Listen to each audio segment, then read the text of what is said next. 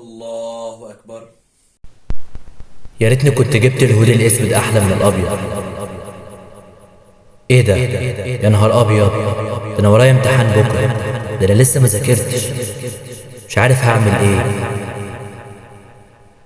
اعوذ بالله من الشيطان الرجيم. إيه ده؟ هو إيه اللي بيعمله ده؟ بيتف وهو بيصلي؟ ده كده حرام. نخلص ونشوف الحوار ده. السلام عليكم ورحمة الله.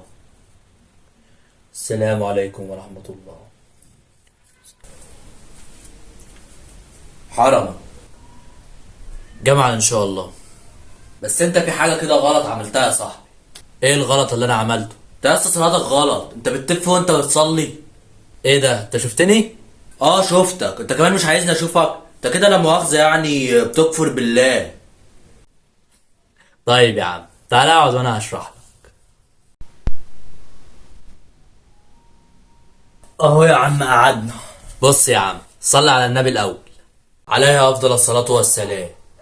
في وصفة نبوية قالها النبي عليه أفضل الصلاة والسلام لأحد الصحابة عليه أفضل الصلاة والسلام، أن عثمان ابن أبي العاص أتى النبي صلى الله عليه وسلم فقال: يا رسول الله، إن الشيطان قد حال بيني وبين صلاتي وقراءاتي يلبسها علي.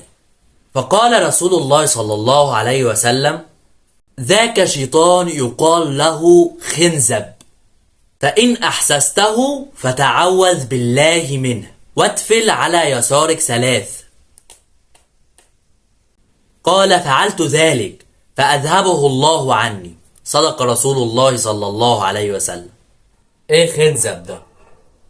خنزب يعني قطعة لحم منتنة، فهو اسم الشيطان مشتق منها.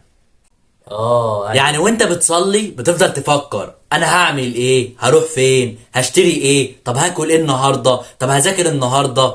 كل دي ايه؟ وساوس شيطان. فعلشان تتجنب وساوس الشيطان دي لازم تستعيذ بالله من الشيطان الرجيم واتفل 3 زي ما انا عملت كده. حلو قوي الحديث ده، فعلا الواحد بيسرح كتير قوي وهو بيصلي. صلي بقى على النبي عليه افضل الصلاة والسلام. يلا بقى، هتقول للناس ايه؟ هقول شير الفيديو علشان غيرك يستفيد، متنساش اللايك.